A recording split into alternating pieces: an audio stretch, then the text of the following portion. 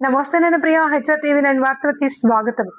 AP రాజధాని Amaravati bill చట్టసభలో ఆమోదం పొందడంపై కృష్ణా జిల్లా గుడివాడలో కూటమి శ్రేణులు సంబరాల అంబరాన్ని తాకాయి. ఏపీ రాజధాని అమరావతి చట్టబద్ధత బిల్లుకు పార్లమెంటు రాజ్యసభ ఏకగ్రీవంగా ఉభయ సభలో ఆమోదించడం పట్ల హర్షం వ్యక్తం చేస్తూ గుడివాడ కూటమి నాయకుల ఆధ్వర్యంలో సంబరాలు నిర్వహించారు. స్థానిక ఏలూరు రోడ్డులోని ప్రజావేదిక కార్యాలయం నుండి నెహ్రూ చౌక్ వరకు జై అమరావతి, కూటమి నాయకత్వం వర్ధిల్లాలి, రాజధాని రైతన్నలు వర్ధిల్లాలి అంటూ నినాదాలు చేస్తూ కూటమి నాయకులు ర్యాలీ నిర్వహించారు. నెహ్రూ చౌక్ సెంటర్ లో టపాసులు పేలుస్తూ నినాదాలు చేసి ఒకరికొకరు మిఠాయిలు తినిపించుకున్నారు.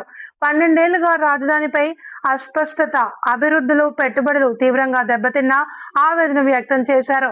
3 రాజధానుల పేరుతో రాష్ట్రానికే రాజధాని లేకుండా చేసిన పాపం వైసీపీదని మండిపడ్డారు. సీఎం చంద్రబాబు దూరదృష్టితో అమరావతి ప్రపంచ స్థాయి రాజధాని దిశగా అడుగులు వేస్తోంది. ప్రధాని మోడీ వికసిత భారత్ సంకల్పంతో వికసిత ఆంధ్రప్రదేశ్ కు బలమైన పునాది ఏర్పడుతుంది అని అన్నారు. ఈ కార్యక్రమంలో కూటమి నాయకులతో పాటు ప్రజలు, వివిధ పాఠశాలల విద్యార్థులు, పలువురు విద్యా వ్యాపారులు, ఉద్యోగస్తులు పాల్గొని తమ సంఘీభావాన్ని తెలిపారు.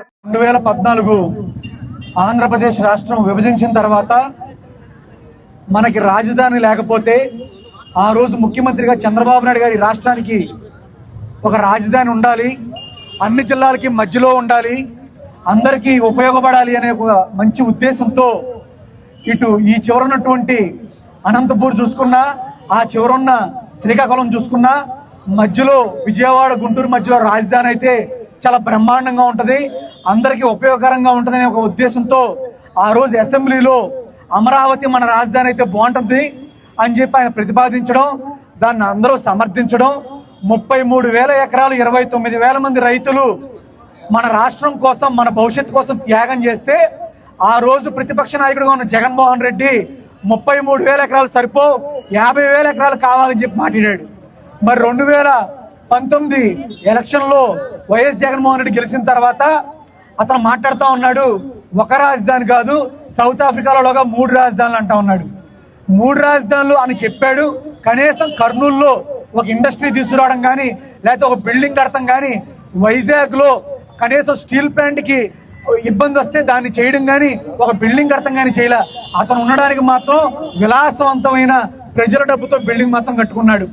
5 ఏళ్లలో అమరావతిలో కానీ, కర్నూలులో కానీ, వైజాగ్లో కానీ ఏమీ డెవలప్మెంట్ చేయకుండా సొల్లు కౌరులు చెప్పి అమరావతిని విధ్వంసం చేసి ఆ రోజు ఉన్నటువంటి రైతులు ఏదైతే పోరాడుతూ ఉన్నారో వాళ్ళ మీద కేసులు పెట్టి, వాళ్ళని జైల్లో పెట్టి, లేడీస్ అందరినీ కూడా దారుణంగా కొట్టి హింసించి, వాళ్ళు ఇక్కడి నుంచి గుళ్ళకి అలాగే కోర్టుకి పాదయాత్రలు చేస్తే వాళ్ళ భయభ్రాంతికి గురి చేసి ప్రతిరోజు కూడా 1500 రోజుల పాటు వాళ్ళని హింసించి, ఆ రకంగా ఒక సైకో, ఒక తొగ్లక్, ఒక ముఖ్యమంత్రి ఎలా అయితే ఉంటుందో అలా జగన్మోహన్ రెడ్డి పరిపాలించేటువంటి వాస్తవం మనందరికీ తెలుసు. ఇవాళ పరిస్థితి ఉండకూడదని చెప్పి ఈరోజు చంద్రబాబు నాయుడు గారు మొన్న అసెంబ్లీ పెట్టి పవన్ కళ్యాణ్ గారి మద్దతుతో అందరూ కూడా 164 మంది ఎమ్మెల్యేలు ఒక అమెండ్మెంట్ తీసుకొచ్చి ఒక బిల్లు ప్రవేశపెట్టి మన ఆమోదం తెలిపితే ఆంధ్రలో ఏకైక రాజధాని అమరావతి అని చెప్పి బిల్ పాస్ చేసి ఇవాళ పార్లమెంట్ సెషన్స్ లో మోడీ గారి నాయకత్వంలో ఎన్డీఏ కూటమి ఆధ్వర్యంలో మరి అమరావతి ఆంధ్రుల రాజధాని అని చెప్పి బిల్ పాస్ అయితే జగన్మోహన్ రెడ్డి హర్షించాల్సింది పోయి, దేశంలో ఎన్డీఏ కూటమే కాకుండా యూపీఏ అంటే కాంగ్రెస్ పార్టీ, అలాగే ఎన్సీపీ, శివసేన ఎంపీలు కూడా సాక్షాత్తు పార్లమెంట్ లో మాట్లాడి మేము అమరావతికి మద్దతు తెలుపుతున్నాం. ఆంధ్రప్రదేశ్ నమస్కారం. ఈరోజు ఆంధ్రప్రదేశ్లోనే ఆంధ్రప్రదేశ్ యొక్క చరిత్రలో సువర్ణాక్షరాలతో రాయి దగ్గర ఉన్నటువంటి రోజు ఇది. పూర్తిగా చంద్రబాబు నాయుడు గారి యొక్క రాజకీయ దక్షతకి చరిత్రలో సువర్ణాక్షరాలతో రావికెదిగిన రోజు. గతంలో అమరావతి రాజధానిగా ప్రతిపక్షంలో ఉన్నటువంటి జగన్ సపోర్ట్ చేసి తరువాత అధికారంలోకి వచ్చిన తర్వాత 3 ముక్కల ఆటగా 3 చోట్ల రాజధాని కడతానని ఎక్కడ కూడా రాజధాని నిర్మాణం పెట్టకుండా ప్రజలతోటి అబద్ధపు మాటలు మాట్లాడి అనాలోచిత చర్యలు చేసిన దాని మీద చంద్రబాబు నాయుడు గారు ఇక నుంచి ఏ ఒక్కరు కూడా ఈ అమరావతి రాజధానిని ఎట్టి పరిస్థితుల్లోనూ కదలటానికి వీలు లేకుండా మొన్న 26వ తారీఖు నాడు ఆంధ్రప్రదేశ్ అసెంబ్లీలో ఏకగ్రీవ తీర్మానం చేసి చట్టబద్ధత కోసం ఢిల్లీలో పార్లమెంట్లో దీన్ని ఆమోదించడం కోసం మరి నిన్నటి నుంచి చర్చ జరుగుతూ ఉంది. పార్లమెంట్లో ఉన్నటువంటి 41 రాజకీయ పార్టీల్లో స్వతంత్రులకు అలాంటి వాళ్ళు కూడా సపోర్ట్ చేస్తే ఈ రోజున జగన్మోహన్ రెడ్డి సపోర్ట్ చేయకుండా అమరావతి రాజధానికి వాళ్ళ సభ్యులందరూ కూడా వాకౌట్ చేయటం చాలా నీతిమాలిన హేయమైనటువంటి చరిత్ర.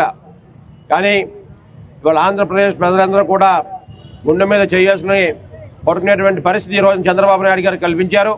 కారణం ఏంటంటే రాష్ట్ర భవిష్యత్తు, మీ పిల్లల యొక్క భవిష్యత్తు ఏ విధంగా తీర్చిదిద్దాలనేటువంటి ఆలోచన చేసి ఇవాళ అమరావతి ఒక్కటే రాజధాని, దీన్ని ఎవరు కదలలేరనే ఉద్దేశంతో చట్టబద్ధతగా దీన్ని తీసుకురావటం ఆంధ్రప్రదేశ్ ప్రజానికి అందరూ కూడా ఎవరో పండగ జరుపుకోవాల్సిన రోజు.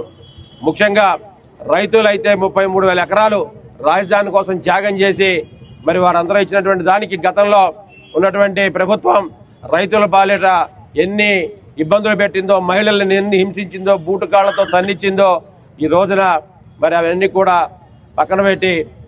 నమస్కారం. ఇది రైతులందరి విజయం.